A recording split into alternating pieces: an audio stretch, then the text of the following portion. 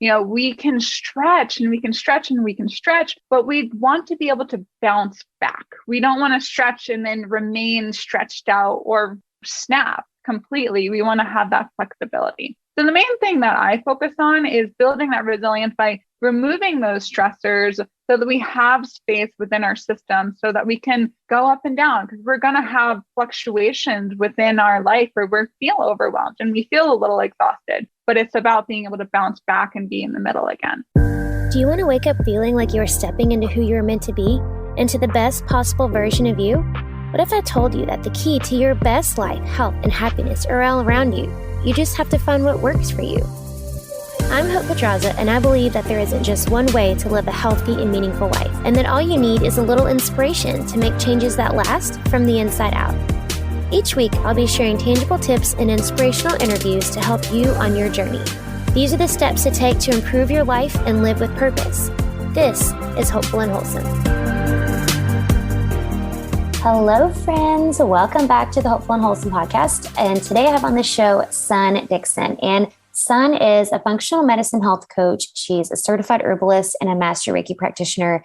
And really, she is all about helping women really take control of their stress response and really just befriend their stress response, get back their energy, and helping them become more resilient. And that's really what we talk about today. We're talking all about the nervous system and how our nervous system can get out of whack, what parts of our body are affected, and then really how to calm your nervous system and how to create a resilient nervous system and one that helps you really master your energy and take control of your energy and where your energy goes. A lot of really tangible takeaways in this episode. Let's jump in. All right, y'all, let's jump in. I'm here today with Sunn, and she is a functional medicine health coach, a certified herbalist, and she's a Reiki practitioner. And we are talking all today about the stress response and kind of dealing with your nervous system and energy. I feel like this is such a hot topic right now. I just keep seeing more and more things about it and people trying to learn how to regulate their nervous system and, regulate their energy and all of that. So I'm really excited for Sunn to share all of her insights on that today. So thanks so much for joining me today. Yeah, thank you so much for having me. I'm really excited too. Yeah, me too. So let's kind of start from, the first thing I want to ask is to kind of set the stage for people, because you talk a lot about fighting burnout and stuff in the body. Can you just kind of give kind of a textbook definition of what burnout is? Because I think a lot of people, we hear it a lot. It's kind of a buzzword right now, I feel like, but I don't know if people really know what that means or if they're really experiencing it, Yeah. So the way that I think of burnout is there's many different stages. It's kind of a progressive thing that you can go through. So you can start off with burnout just with the, having a little bit of fatigue, having that low motivation and just feeling disconnected from your work. And I mostly work with entrepreneurs. So I usually am talking about what we do in our business, but this really goes for anyone and anything that you're working towards in any way that you want to create an impact or a life for yourself. So there's that lower level of I'm feeling disconnected. I'm feeling kind of meh. I'm feeling blah. I don't have as much energy. I don't have as much inspiration. And then you can go all the way to the scale of something that a lot of people call adrenal fatigue, which is really just HPA Axis dysfunction, which is a dysfunction within your body and the way that your body is creating energy. And that is complete total burnout, in my opinion. So again, there's this range in the scale of where you can be on the burnout spectrum. But mainly what I would say burnout is it's a disconnection of what you desire, what inspires you, what motivates you, that leaves you feeling depleted, that leaves you feeling exhausted, drained, and low energy. Yeah, I like that. That's a really good definition. Well, I like the spectrum. So can you give people a little bit more into what you talk about the HPA Axis and going into adrenal fatigue? Because I know both of us are trained in functional nutrition, and that's something we talk about a lot. And I think it's a little bit of a misnomer, the whole adrenal fatigue, the word. So can you explain a little bit about what the HPA Axis, what it is, and how that affects how our nervous system works? Yeah. So the HPA Axis stands for the hypothalamus pituitary adrenal axis, which is just a bunch of fancy words for a bunch of glands within our bodies that talk to each other and have pathways between each other. So the main purpose of the HPA Axis is really to keep us safe. It's part of our stress response. So you can think of it, the most basic way that I like to explain it is when we think about Paleolithic times, when we were fighting against bears and mountain lions and we had to fend for survival, and danger was a really real and serious thing in our evolution. That was what kept us alive, the HPA axis. So it is that stress response that sees danger and it identifies danger, and it creates a reaction within our body that then creates cortisol and adrenaline from our adrenals, which are, adrenals are a buzzword, but not a lot of people know exactly what they are. Mm-hmm. They're these little glands on the top of our kidneys that produce, again, those stress response hormones. They also help us with energy. So again, when we're in that danger response, it releases cortisol and adrenaline to help us get away quickly from whatever is going on. We go into fight or flight, and we either fight off this danger, or we run away. However, the problem is that in today's culture, we're not fighting off tigers and bears and mountain lions. We don't have acute stressors anymore in that way that are presenting real dangers. They're perceived dangers. So it's that, to-do list that we have to do, or that email from our boss that sounds kind of like they're upset with us, or that hard conversation that we have to have with a friend, that are causing the stress response to happen. And our body responds the same exact way to those perceived dangers and stressors as it would to the really real dangers and mortal peril kind of stressors. So the HPA axis, again, is just there to keep us safe. And it produces cortisol, it produces adrenaline for us to get out of whatever the situation is. Again, the problem is that we aren't actually in those dangers anymore. So we have these chronic stressors, and our body just gets into this reaction of constantly producing adrenaline and cortisol. And then what happens from there is we start to see wear and tear on the body. We start to see breakdown. And our body is absolutely brilliant. And it sees this breakdown happening, and it says, hold on, we can't have this happening. We can't have these hormones going around just causing havoc in the body. So what it does is it downregulates the whole system. And this is what people think of as adrenal fatigue. Mm-hmm. And our adrenals are not fatigued. They're completely working normal and fine. It's just that we have a downregulation of the whole entire system to stop producing as much stress response hormone. So again, we're not getting that wear and tear in the body. Right. And what are some of the long-term, because like you said, our bodies are really brilliant and they can adapt, right? So we can go for a long time before we know that we're in this fatigued state, right? So what are some long-term implications of staying in this state where we're feeling that burnout, or we're feeling that dysfunction in our HPA axis? Yeah. So some long-term effects are sleep issues. So you have trouble falling asleep, you have trouble staying asleep. We have blood sugar issues, which look like, crashes in the middle of the day, or random bouts of anxiety or panic. There's hormonal dysfunction. So things, hormones are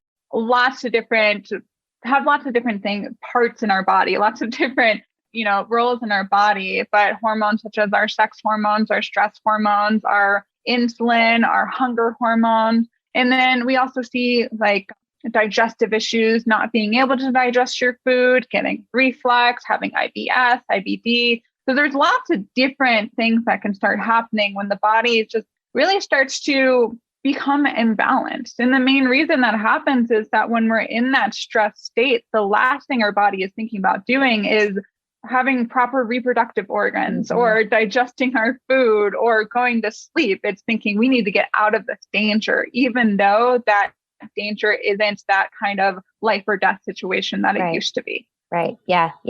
So what are some ways that, because it's all about being able to regulate that, right? And being able to calm our nervous system. So what are some of the best ways, I guess, in your experience to help us be able to calm our nervous system?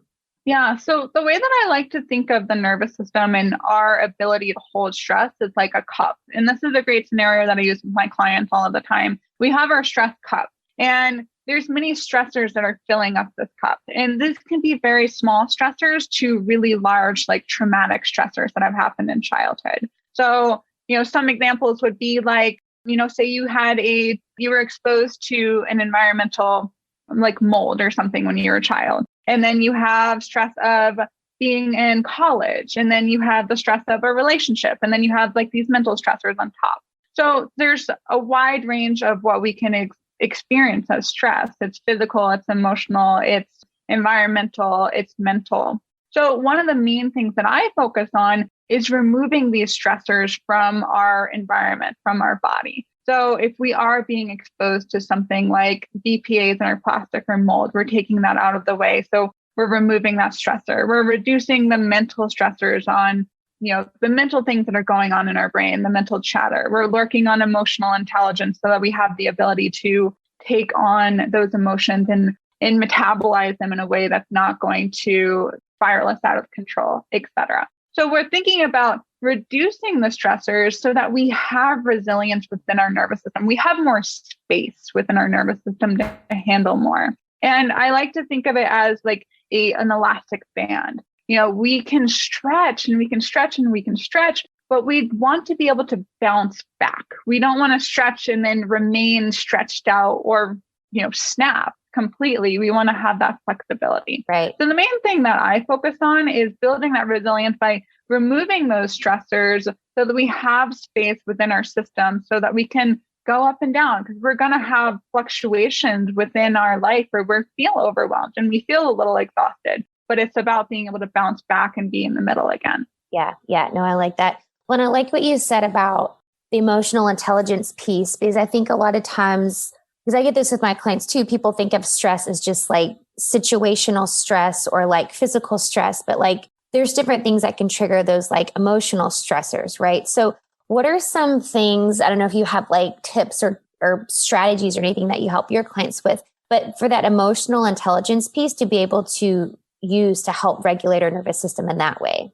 Yeah. So I'm a huge fan of looking at the subconscious and doing subconscious work. So a few things that I like to use are like mindfulness, just paying attention to what are the emotions that are going on and what is the story behind them. Most often, if we start digging really deep behind like what this emotion is, we'll find a really deep story that maybe happened when we were like 2 years old that doesn't serve us anymore. And when we really think about it, we're running our life from the reaction of a 2-year-old or an 8-year-old or a 17-year-old. So it's getting back to those stories. Another thing that I love to teach my clients is tapping, or the emotional freedom technique. And that's a really great way to metabolize these emotions that instead of stuffing them down, we're allowing ourselves to feel them and then express them and release them. Yeah, I like that. And if everybody listening, if you go back a few episodes, we just had one on EFT. So that's perfect that you said that, because it really is such a great tactic and strategy to use. It really is. Yeah, I love that.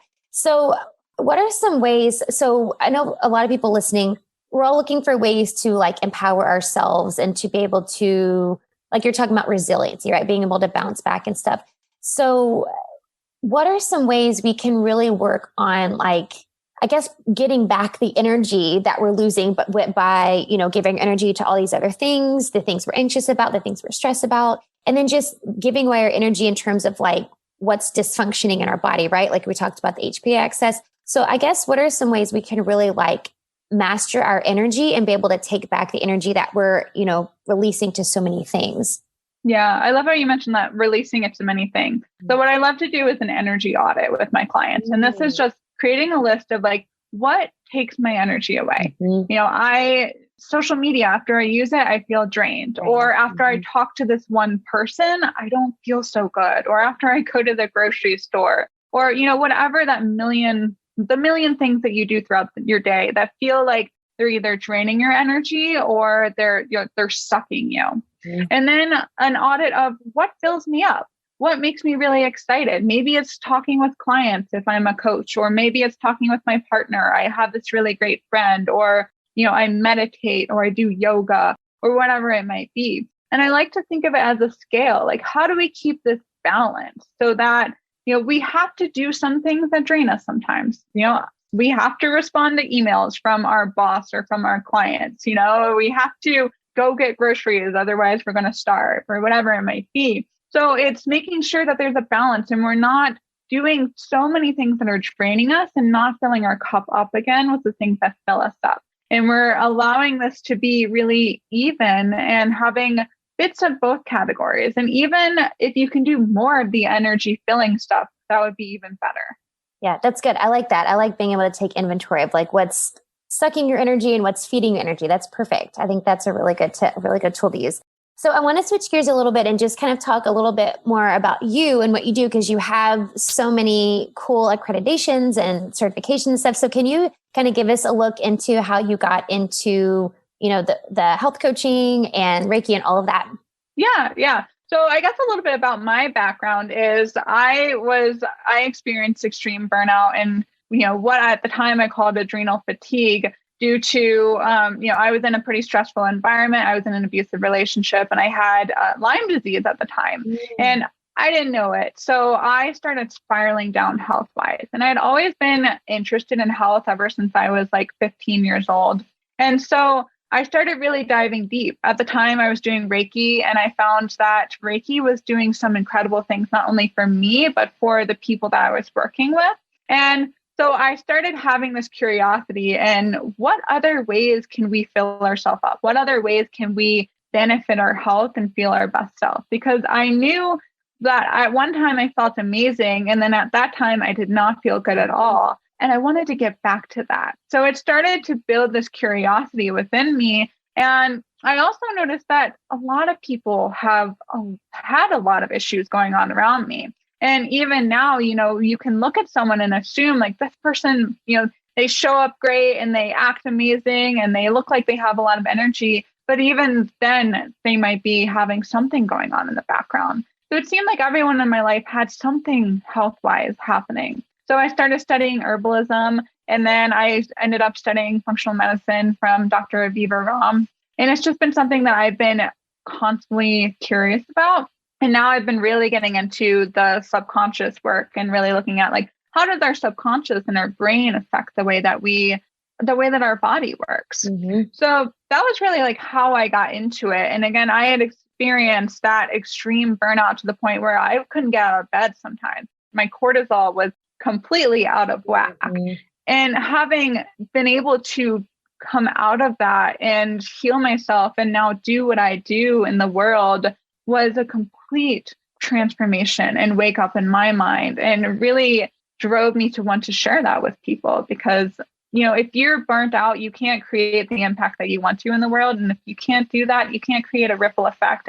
And without you doing what you do in the world, we're all losing something because of that. Yeah. No, I love that. Well, it's a true testament of all of the work you put into healing yourself from so many different levels, like not just the physical level, but like you're talking about, like going into the subconscious and, the mental and emotional level. Like it requires, I think it's important for people listening to understand that like healing isn't like, it's not linear, and it's so much deeper than that. I feel like we forget that a lot of times, because I get that too. I get women who come to me and they've got all these symptoms, but there's so many other deeper things going on than just, your headaches or your psoriasis or whatever, Right. Really. And it's a huge circle. We like to kind of compartmentalize things. Like, here's my health over here, and here's my mental health here, and here's my relationships, and here's my career, and, here's my hobbies.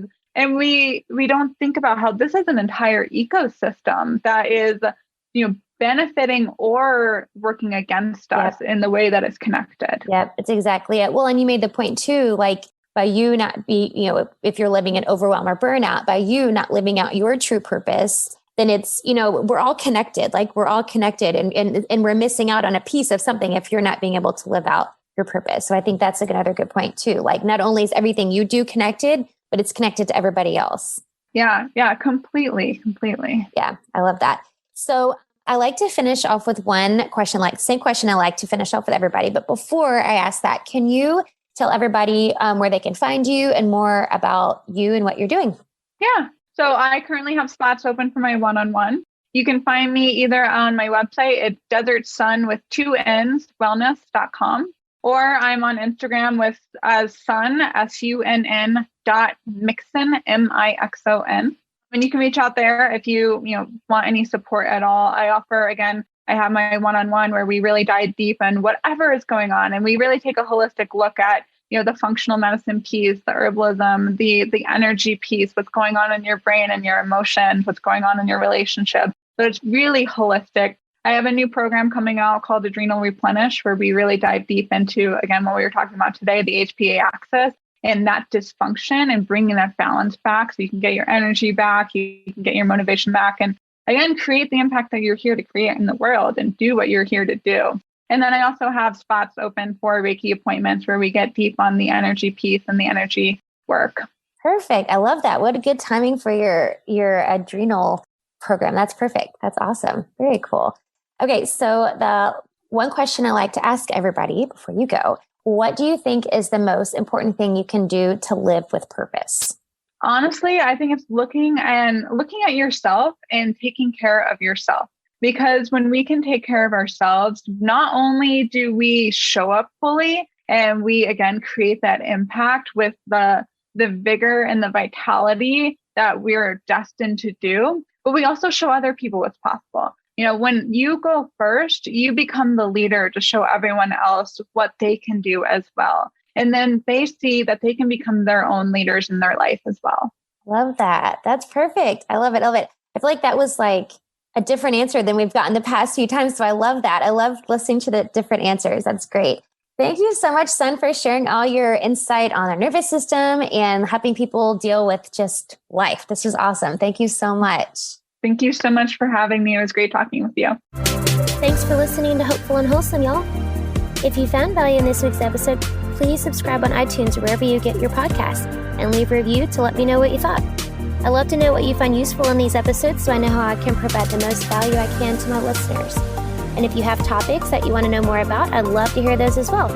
So shoot me a message on Instagram, Facebook, or LinkedIn. It's @thehopepedraza or visit my website, hopefulandwholesome.com. Thanks, y'all.